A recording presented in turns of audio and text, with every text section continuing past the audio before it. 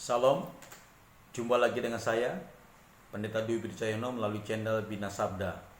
Channel yang dibangun untuk belajar bersama kitab suci dan bertumbuh di dalam anugerahnya. Terima kasih untuk atensi dan dukungannya kepada saya melalui channel ini. Terus dukung, terus kita bekerja sama sehingga kita dapat memberkati lagi banyak orang-orang percaya dimanapun berada, sehingga nama Tuhan dipermuliakan. Like, subscribe, komen, dan bagikan channel ini kepada saudara-saudara sekalian yang belum mengerti dan mengetahui akan channel ini. Dimuliakan nama Tuhan dan kita terus bekerja untuk kemuliaan nama Tuhan. Saudara-saudara sekalian, kita melanjutkan pelajaran kita pada hari ini. Saat ini adalah sesi yang keempat daripada etika konflik. Saya mengulang, pada pertama kita belajar tentang etika konflik dengan kasus Abraham dan Lot. Yang kedua kita belajar etika konflik antar anak, yaitu persoalan Absalom dan Amnon. Yang ketiga kita belajar tentang akar pahit melalui kisah Yusuf. Dan saat ini kita akan belajar etika konflik tentang konflik dalam pelayanan. Ayat yang menjadi dasar kita belajar adalah terambil dalam 1 Korintus 3 ayat 1 hingga 9. 1 Korintus 3 ayat 1 hingga 9. Ayat yang akan saya baca itu ayat yang ke-6 hingga ayat yang ke-9. Saya akan membaca ayat 6 hingga 9. Aku menanam, Apolos menyiram, tetapi Allah yang memberikan pertumbuhan. Karena itu yang penting bukanlah yang menanam atau yang menyiram, melainkan Allah yang memberi pertumbuhan. Baik yang menanam maupun yang menyiram adalah sama, masing-masing akan menerima upahnya sesuai dengan pekerjaannya sendiri. Karena kami adalah kawan sekerja Allah, kamu adalah ladang Allah, bangunan Allah. Kiranya Tuhan dipermuliakan melalui pemberitaan firman Tuhan saat ini yang kita pelajari. Salam kasih Tuhan. Di dalam buku Church Fight yang ditulis oleh Spittlins and Paul Ketlaus memberikan 3 kategori konflik yang terjadi di dalam kehidupan hari-hari kita, khususnya dalam konteks pelayanan gereja atau lembaga misi. Yang pertama, konflik personal, yaitu konflik yang terjadi karena kita mengalami krisis identitas. Konflik ini terjadi mungkin karena kita masih belum sungguh-sungguh mengalami anugerah Tuhan dan pertobatan dalam Tuhan. Kita belum memahami siapa kita di hadapan Allah. Yang kedua, konflik interpersonal.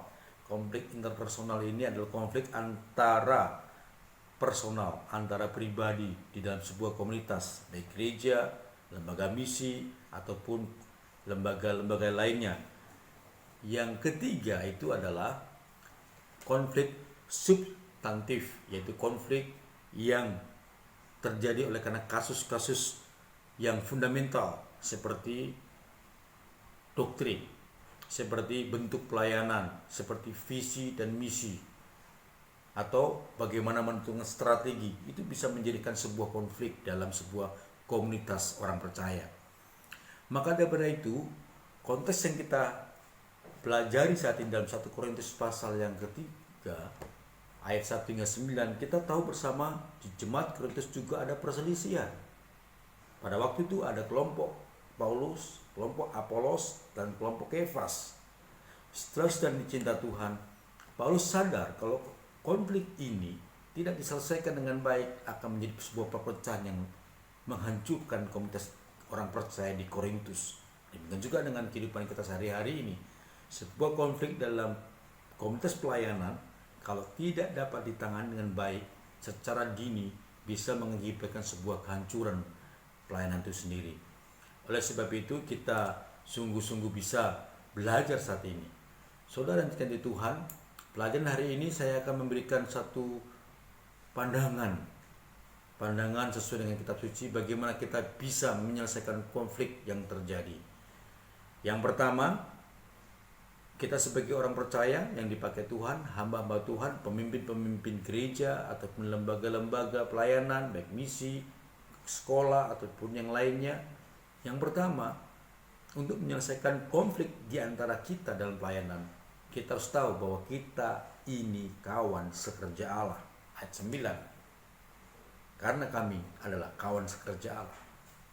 Hal ini sebetulnya menjelaskan satu poin penting yang kita harus sadar, bahwa di dalam sebuah pelayanan semuanya adalah orang-orang yang Allah pakai, orang-orang yang Allah gunakan, orang-orang yang Allah jadikan partner oleh dirinya sendiri. Jadi tidak ada status yang lebih tinggi di hadapan Allah, tidak ada status yang lebih rendah di hadapan Allah. Semua rekan yang sama.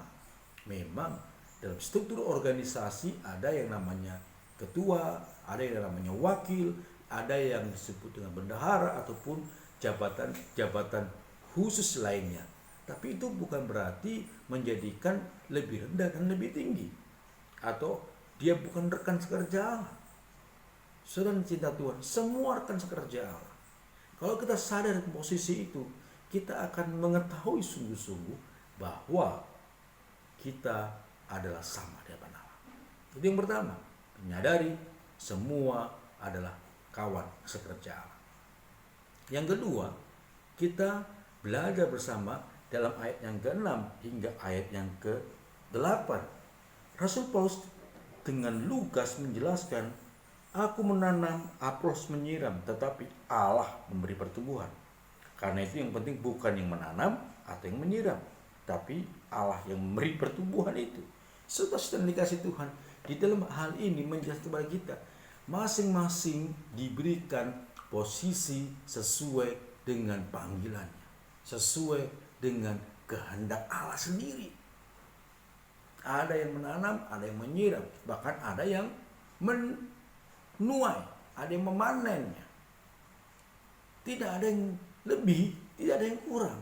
Yang menanam memang agak kesulitan, yang menyiram juga ada sesuatu, atau mungkin kelebihan-kelebihan ataupun sedikit kesulitan ataupun tantangan yang lain. Ada juga yang menuai atau yang memanen. Hal ini sebetulnya sama, masing-masing menurut panggilan yang Tuhan tempatkan. Tapi tidak lebih daripada Allah adalah kawan sekerja Allah. Saudara cinta Tuhan, mari kita lihat di sini saudara. Yang kedua menjelaskan bahwa masing-masing diberikan jabatan, status, dan panggilan sesuai dengan karunia-Nya. Tidak ada yang lebih daripada Allah. Engkau menanam sama dengan engkau yang menyiram. Engkau yang menyiram sama dengan engkau yang menuai. Kalaupun jemaat atau manusia memandangnya berbeda, itu manusia, bukan Allah. Mari kita sadar bersama, di dalam gereja Tuhan, dalam pelayanan misi, di dalam lembaga-lembaga pelayanan, tidak ada yang lebih, tidak ada yang kurang, sesuai dengan karunia dan posisinya masing-masing. Itu yang kedua. Yang ketiga itu lebih simpel lagi, yaitu apa? Dikatakan, kamu adalah ladang Allah dan bangunan Allah. Di sini saudara-saudara menjelaskan kepada kita, apabila kita melayani atau boleh atau bisa membangun, mendirikan sebuah gereja yang dari kecil jemaatnya sampai jemaatnya banyak, sehingga itu menjadi gereja yang besar. Ingat baik-baik, walaupun seakan-akan jemaat itu kau dapatkan, jemaat itu milik Allah, dia ladang Allah, dia bangunan Allah, bukan engkau yang memilikinya. Semua adalah umat Allah. Mungkin kau bisa membangun sebuah yayasan yang kecil akan menjadi besar, menjadi yayasan yang bisa menjangkau dunia ini. Tapi ingat, itu bukan milikmu, itu adalah milik Allah yang Allah percaya kepadamu. Poin ini harus kita tahu bersama, harus tahu, kita sadar bersama, kita harus akui bersama bahwa semua yang Tuhan berikan kepada kita karena anugerahnya, dan itu memang milik Dia sendiri. Di dalam teologi reform ada satu istilah yang sering kali dipakai, coram deo.